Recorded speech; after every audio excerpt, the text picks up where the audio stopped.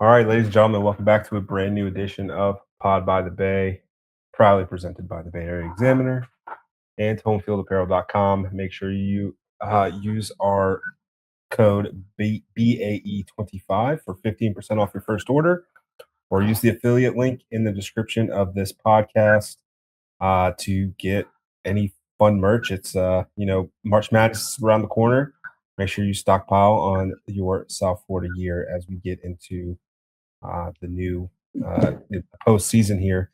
Um, First things first, I do want to address something that happened over the last week. Obviously, we haven't really talked since it's happened, but Tampa Bay Times reporter Joey Knight did pass away last week after a valiant battle with cancer. He was in the press box this season for most games. I know he was battling a lot. It was I don't know if I'd be able to do it. So I feel terrible for his family. He's got two kids who are, I believe they're in college at this point. I've known the guy for 10 years. Um, Anytime I ever interacted with them personally, has always been, "Hey Nate, how are the kids?" Um, we had a rivalry professionally because we're on the same beat, and that's just kind of how it goes. But it was tough news to hear last week. So just want to kind of send our condolences to his family and loved ones and family and friends. I know, uh, tons of people kind of have spoken about it already, but just want to at least say that here. And if you guys have anything to share, please do so. Yeah, I wasn't super close with him. I didn't even know he knew my name, I don't think, but always really nice. Anytime you spoke with him, just saying hello and all that stuff, always really nice guy. Um, like I said, I didn't think he knew my name. I remember one time he came over because I always have the games pulled up, the YouTube TV copy or whatever, so we can watch it. After one particularly bad ref call, he came over and watched it on my computer, and then I think gave like said, "Hey, I just watched this on Seth Varndoor's screen. It looked like a bad call." I was like, "Oh, all right." And then he didn't have to give me any credit for that or anything. So I just remember that saying, "Oh, I guess he must know my name," or he just looked down and saw it on my name card. But it would have been spelled incorrectly if you just copied that. So, um, but he was always super nice guy. Everybody seemed to enjoy him. You could tell he wasn't feeling well. In terms of just kind of, you could just tell like physically he looked different, but you couldn't tell by his attitude or anything like that. Obviously, really tough guy. Kept working all the way through the end.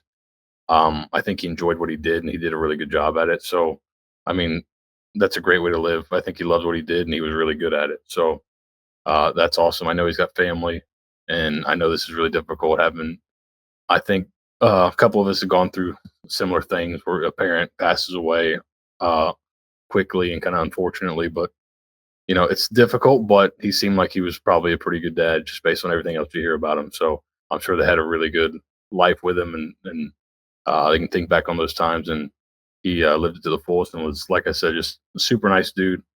Um, I'm sure he's in a better place now, and hopefully his family can take some solace in that. Yeah, absolutely. No, I mean, it's a truly a rest in peace kind of situation. Being a reporter and a journalist, especially for a university like USF, was evidently it's a very tireless, thankless job. The amount of times that he got chastised on Twitter or any social media platforms for anything, it takes a lot. It takes a strong mental fortitude, and for him to go through that along with trying to fight cancer is just an insurmountable load to kind of put on one person. And I mean, it took it on the chin the entire season ever since his initial diagnosis. So just absolutely rest in peace to him. And obviously, our thoughts and prayers are with the Knight family as they go through this trying time here. Absolutely. Please, if anybody is struggling or anything like that, please reach out. It's it's not a fun experience to kind of go through. We're here, so please make sure you guys take care of yourselves. Go to the doctor. I started going to the doctor last year. Early detection is the best way to prevent these things. And I just hope there's some lessons to be learned from this. He fought. He was a phenomenal runner. He ran the Gasparilla 5K, 10K, 15K for years. Like he was an absolute athlete. So it's kind of keep him in your thoughts going forward here. There's really not a elegant way to pivot from this, folks, but I did want to at least kind of bring it up here at the top so it's not buried. USF football announced their 2026 schedule today. The American finally released the schedule. Initial thoughts, Seth, on kind of how the schedule kind of lays out for the Bulls. When and we'll talk about why in a second, but I was somewhat away from my phone and out of pocket, I guess, out of contact for a little bit. So I wasn't checking Twitter. I didn't see the schedule come out initially. And so then I think I was flipping through Twitter real quick and saw, oh, hey, the schedule came out. So I popped it open, and my first thought was pretty manageable. Just my first blush was like, okay, that seems like a pretty manageable schedule, especially for a first-year head coach. Should have a lot of wins. Should. What a fun word. Seth, you and I had two very different reactions. My first reaction was, God, that was a dope schedule release. Like I didn't get to see the video. I just saw the what the schedule was. The video is fantastic. I gotta watch it. We have to continue to give our roses to the USF creative marketing and social media team. That was the bane of our existence for the longest time. They're killing it. They're doing a phenomenal job. 8-bit video release for local bar establishment, Lowry Parkade. Great partnership there as well. But yeah, after wow, that was a fun video release. I kind of looked at the 8-bit schedule of it, and it almost looks like very. I think it's just because of the text that it looks very. Hey, yeah, we simmed forward 36 years in NCAA, 08, and this is who you're playing against now. When you're in whatever conference that they kind of move things around it. Very, strange conglomeration of teams, but very happy to be involved. Very happy to see some dominoes that look very manageable. I think that bye week, basically square smack dab in the middle, is going to be very key, especially when you're coming off a Kent State hopeful win the week before. But outside of that, to me, I think the schedule plays out very nicely, all things considered. I don't feel like you have too many look aheads. I feel like you don't have too many, situations where you got to worry about how the other team might be doing at that time or coming off a weird bye week or anything. To me, great schedule.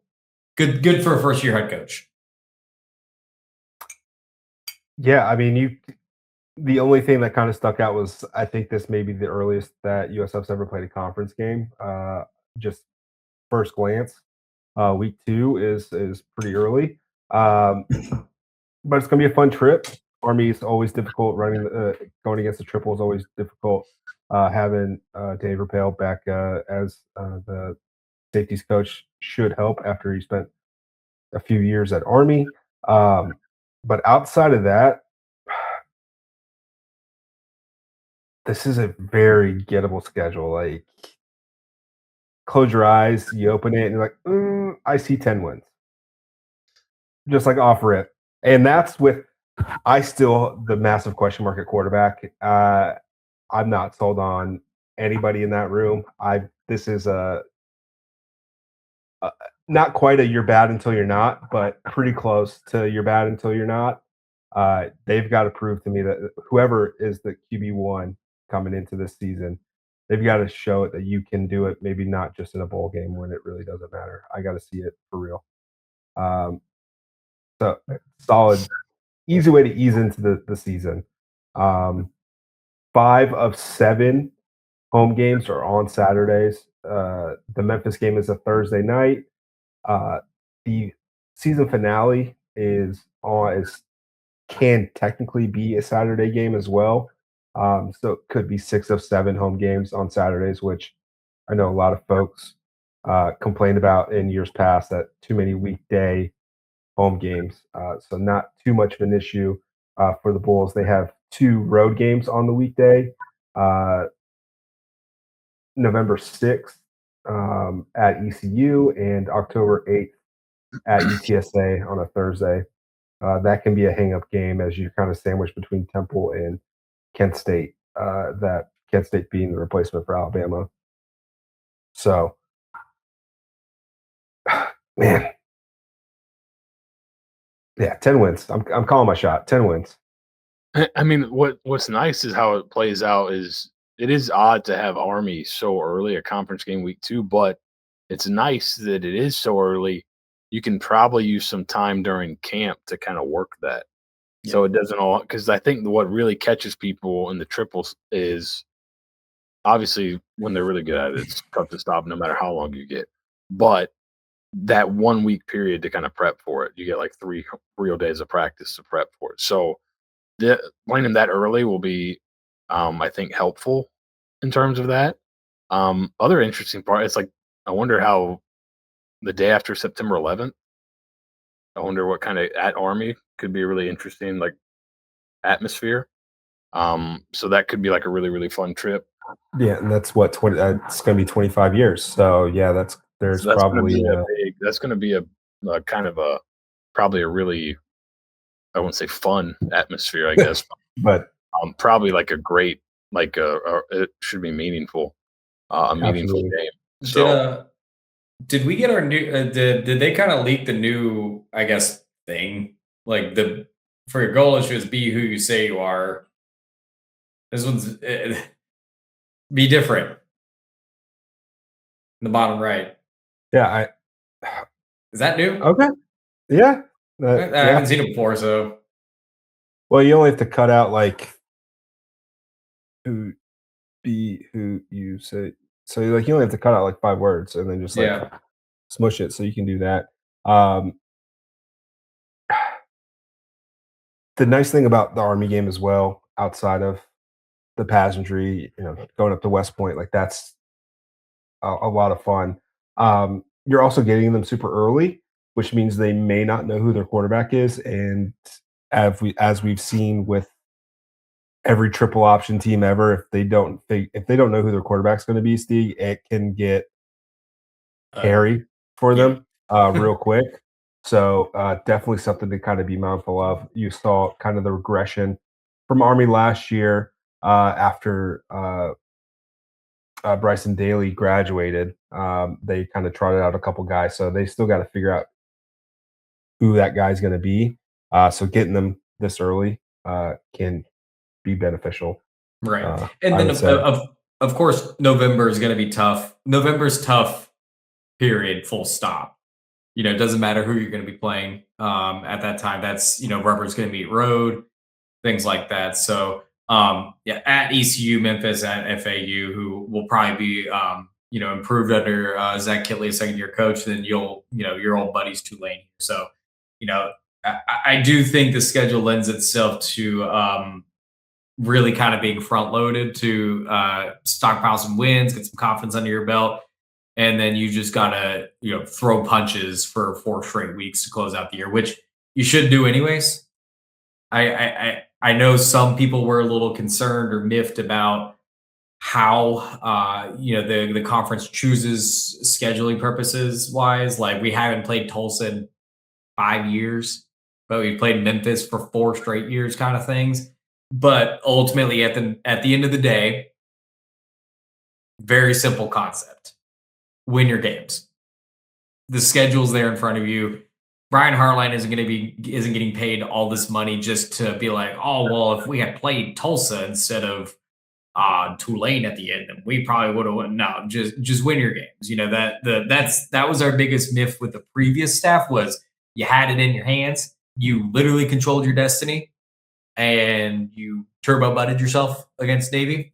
You controlled your destiny. You should have beat Memphis. You had the lead going into the fourth quarter. So my sympathy kind of rolls to no ends anymore. I don't really care how the schedule plays out. You are paying your players more than most other schools in our conference. You have all the investments. You have all of the things in place to be a conference champion. Do it. Simple. And I don't want to talk about football until after the spring game.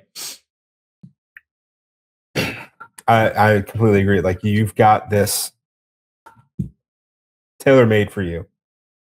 10-2, 11-1, 12-0. Make the pundits be like, bro, they played nobody. Make them have that conversation on national television. And until USF can do that, I don't care who the American schedules you. You're not winning the people that they put in front of you, so why would you get any special treatment? And frankly, with how doo-doo soft the non-conference is, you need a team like Memphis and Tulane to possibly help boost your resume at the end of the year. So, like, does having Tulsa in there for Tulane or Memphis, that's not going to move the needle. Nobody cares about Tulsa. So you got to win games.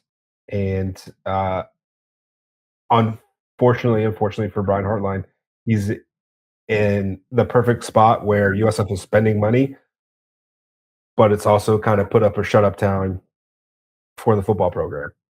Basketball has been invested. You had a tragedy strike 2 years ago. You had a down year, and look where you're at now. Like, it can be done at this university quickly with a new coach, a new staff. You should be able to do it now. You're outspending, what, 10 of the 13 teams in this league? 11 of the 13 teams? All of them. Like, I would think you're spending more than everybody. Like, you need a LA Dodger the shit out of this schedule. Tough break with Memphis. Memphis will get a bye in the week before that game, so that's a bit of a tough break. I think Tulane. I don't think they get a bye right before they play. They'll play North Texas the week before. So, but does it seem like they're trying to kind of now Tulane and Memphis play earlier in the year, but it felt like they're trying to kind of put some of these marquee games at the end. Is like how the season ends, you think, a sign of what the conference office thinks about USF? Like they do it in basketball. They're trying to set up these big games at the end of the year for like playoff buzz for these teams. Absolutely. But I mean, they got to do them a solid. Like, obviously, with Alabama not on the schedule anymore, like, this is a bad non-conference. Like, you can't mitigate that. Like, that's just kind of what you need to do. You need to have good teams, the better teams in your conference on your schedule to be even thought of for the G5, G6 spot. So this is kind of where we're at. Yeah, that's it for the schedule for now. We'll go into the win-loss stuff later on. We got to get through spring. We got to see who actually sticks around through summer before we kind of start going into that. But I do want to mention this, Seth. You are not in your home office right now. I'm not. Where are you? What are you doing? If you couldn't tell by the beautiful painting behind me, I am in a hotel currently. But I am going. I am at a coach's clinic. I will be seeing Brian Hartline speak tomorrow. I believe this is his first opportunity to directly speak with Florida high school football coaches outside of the school setting. So he'll be speaking tomorrow. Danny Raphael will be with him. They'll have an hour to themselves. So There will be no other clinic talks going on at that time. They'll be in the big room. So it should be interesting to see kind of his first comments, get kind of maybe a first look at, some of his philosophy. Usually these things are heavy on philosophy and, short on specifics. But I'll be interested to kind of see his philosophy. Maybe I'll let you guys know if I see Be Different on the old slides a lot. If I do, we can probably go ahead with that assumption. That's the new catchphrase. But I'm interested to see what he's got to say and what his kind of emphasis is going to be, and hear if he's got any comments on things he needed to change when he came in, that kind of good old stuff. So I'll report back next week with what I hear, but should be hearing him speak tomorrow just after lunchtime. So should be a good time. And you were there today. Anything kind of stick out, maybe non-USF related, but college football adjacent that was interesting, fun? Any fun little tidbits? My favorite out of context quote today was from John Summerall, and the quote was "Babies are soft." That was my favorite out of context quote. I mean, they are. Yeah, he's saying nobody's born tough. And he just said babies are soft. So I was like, that's a good quote. I got to see Dabo. Dabo talked. He was sweating all over the stage. Had a nice Pete Golding mention. He talked about there. He just got done with a big Nike coaches retreat, and because he was saying, it's fun that even though we're really competitive, all the coaches get together and we can still talk and talk ball. And he was talking about there's a Nike coaches trip, I guess, that Nike put together with other coaches, and how much fun it was. And he did say Pete Golding was not there. He did make sure to mention that. So after their little transfer portal back and forth, I thought that was pretty funny. So it was always it's a lot of good stuff. And then Dabo just, I mean, by the end of his speech, he was sweating. He was talking receiver play. He was getting in the stance. He was doing the different releases. So he was enjoyable.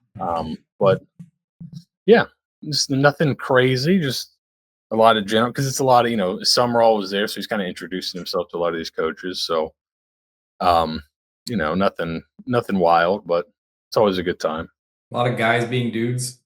Lots of guys being dudes. That's what I love to hear. Yeah. What's better than that? What's better than that? Just guys being dudes. Yeah. Unfortunately, Steve Dazio is not in attendance. That would be nice. Yeah, that's unfortunate. All right, let's move on quickly. We've got a men's basketball game to recap real quick. We'll go deeper into men's basketball here in the Ponderosa. Let me pull that up one more time. Why did it disappear on me? If you guys want to stall for me, I don't know where my pages went. Ooh, I love to stall. 75-56, USF defeats Rice on the road. Gets the 20th win. This is only the 6th or the 7th time that they've got 20 wins in school history? 7th. So it doesn't happen very often. So that was huge. I thought the interesting part of that game is you go look at kind of just looking at the stats, like Wes Enos. Awful game. Didn't do much. Had a Awful 42 offensive rating. That's pretty bad. CJ Brown got, I would assume, benched. CJ Brown, 45 offensive rating. He played maybe 2 minutes in the second half, if that, and then did not play the rest of the game. He played 15 minutes total. I put in the Discord, I still don't understand these rotations. And someone asked defensively or substitution wise, and I said yes, because both still make no sense to me, but mostly substitution wise. So, like, Gavin Hightower, let's take a look at his last, let's say, month and a half.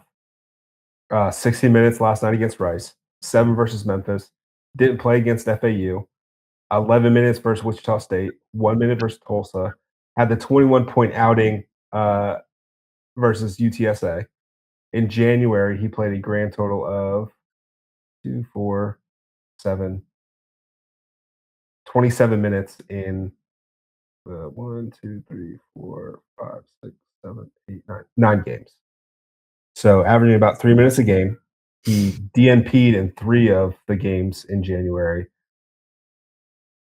I don't get it. I just it is a fascinating sort of thing. I think it truly is. Did you practice well the day before? Awesome. You're going to get 20 minutes. It makes no sense. It's still working. Like it works. So like kudos, but it's tough to kind of pick up patterns with this team when you don't really know outside the core couple guys who are going to be playing extended minutes.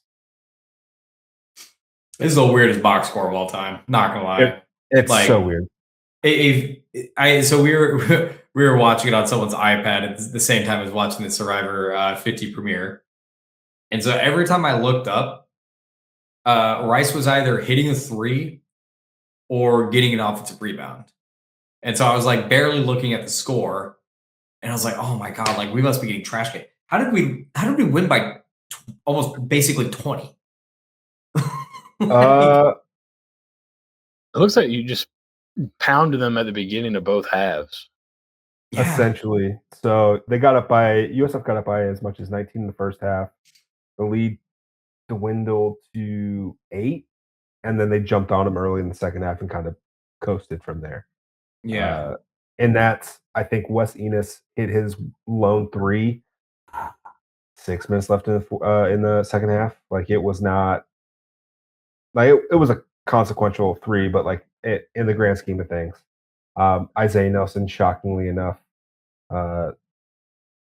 just another phenomenal outing. 24 points, hit all 10 free throws. That's what you like to see. Had 8 rebounds, 2 assists, a couple steals. Isaiah Jones had a good game off the bench. He had 13 points for 5 rebounds. Joseph Pinion, 15 points, 6 rebounds. He won the hard hat player of the game. Yeah, sick dunk. Did had 4 steals, 3 assists, 6 rebounds, and he also had a block on the night. So good job by him. If you're wondering, yes, USF got blocked 15% of the time. It's comical. I surely hope that's not going to be consequential at any point. No. I mean, I Why think would it's super encouraging to see the team shoot less than 30%, 28%, or almost 29% from 3 and win by 20 points, basically. I mean, that's nice. They're able to do it in a few different ways, it seems, but yeah, they freaking that. It's funny looking at Ken Palm. You're like, all right, they have like a minimum win probability, and the smallest USF's win probability was right before tip off. It was like 85%. After that, it just got higher. It didn't get any. So it was like, oh, okay. Well, maybe you didn't need to sweat that one out too much. Yep. So looking ahead, they've got Tulane on Sunday at noon. It's going to be on ESPN2. This is possibly for a share of the regular season title. So nets could be cut after this game if the Bulls win. So make sure you're at the YC or the Foam Dome or the Sun Dome, whatever you want to call it. Noon, ESPN2 on Sunday. Let's see. What else do we want to talk about? Women's basketball won over the weekend pretty convincingly. FAU, not great at basketball. Like it was not a pretty sight to see. Carla Brito was honored before the game for her 1,000th career point, 750th career rebound. She had a great game as well. I believe she had her 6th consecutive double-double. In a 75-55 win over FAU. Let's take a look at stats real quick. Anything kind of pop out? Eden Battle had 16 points. Ooh, timer. Shocking. Lana Vucevic scored 4 points. She played 4 minutes and got like non-garbage time run, and the fans love that. They ate that up. She is a legit like 6'5", 6'6", 6'7". Like she's a tall ass. That's for sure. She fucking But terrifies me, dude. yep. Yeah, so Carlo with 10, 14, and 6 assists. Stephanie Ingram had a great game, 15 points, 9 assists. Lore just kind of steady. So just a breezy 17 points to lead the Bulls. 4 people in double figures, 8 scored. Breezy dub. Their next game, let me pull that up. At UNT. UNT on Saturday. So make sure you guys are checking that out. And then senior night, March 3rd, next Tuesday against Temple. Steeg, anything for baseball or softball? Any big weekend series for baseball coming up? Yeah, fun one. Should be highly competitive if we know anything about these two teams. Now they obviously swept Georgia Southern over the weekend, including a very decisive 29-4 run rule victory on Saturday. A lot of fun, a lot of high scoring. And then you lost your midweek game at Bethune-Cookman, which brings me to my most important point that we continue to harper on every single season for baseball. Midweek baseball is silly season. Don't look at any of it, good or bad. If we play midweek against like Florida and win, doesn't matter. If we do midweek and lose to Bethune-Cookman, really doesn't matter. It's where non-typical pitchers would play. You tend to do some adjustments, get some guys in that aren't your normal starters, particularly for like catchers. Obviously, giving your catchers at least a day's or like a full week's worth of rest before they do the full weekend series at times. But alas, a pretty nominal bulk call cost the Bulls in this one.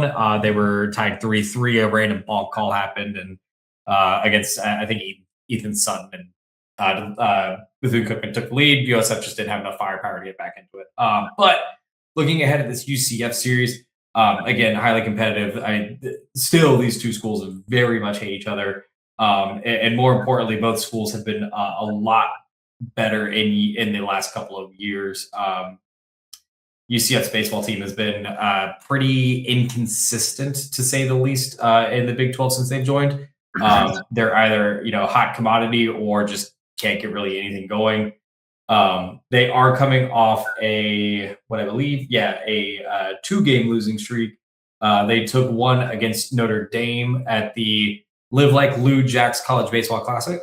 They lost to Indiana and then lost to number 1 LSU in very decisive fashion. So this will be their first middling test, I think, against a pretty similar team to them, both talent wise and skill wise. The rest of their schedule was just pretty inconsistent, to say the least. Against a really good Miami team, they lost.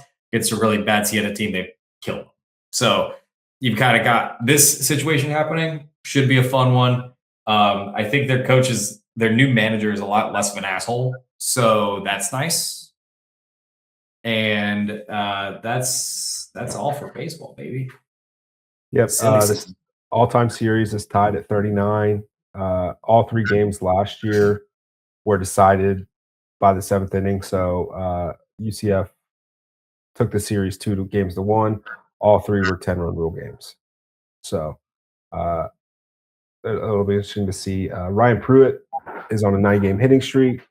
Jevin Relaford leads the team with 5 stolen bases so far this season. It'll be interesting to see kind of what the pitching situation looks like because Edwin at least has not looked great through 2 starts. So we'll see kind of what they decide to do going forward. But Here we go. Softball. Their 10-game winning streak was broken. Yeah, it was. That was Yeah. I looked up. It was like 1-0, and I was like, there'll be another little battle. And then I looked away, and it was 9-1. Yeah. Was it the first or second inning that got away from them? Oh no, Yeah, the I think fifth. Excuse me. the No, fifth. the fifth. Yeah. The fifth. Excuse me. Yeah, that 9-run fifth. That'll do it to you almost every time. Yeah, So I mean, nothing of concern though. yeah, so they travel up to Tuscaloosa this weekend. They play Kent State, they play Alabama twice, they play St. Thomas, and then they wrap up that weekend with Kent State again. And then what's crazy enough for softball,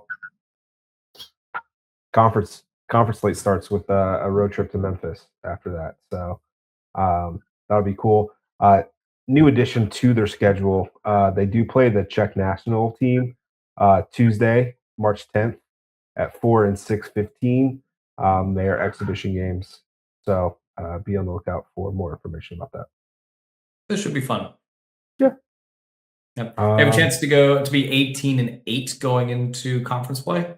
So, I mean, just if you chalk the rest of this, you're gonna lose both games against Alabama, and you're probably gonna beat Kent State and St. Thomas pretty good. So, 18-8 non-conference should be still in prime position. Pitching, echo every issue or echo everything that we've been saying about baseball, and Control F replace for softball. Basically, same thing. You don't really have like a true good number two.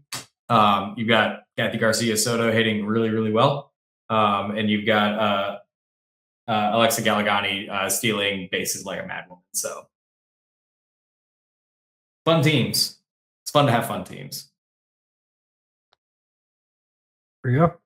I just want to bringing up Jevin Relaford made me think, hey, I wonder if that guy's related to Desi Relaford. Guy's name and dude. And he is. Wow. Yeah. Brought a smile to my face.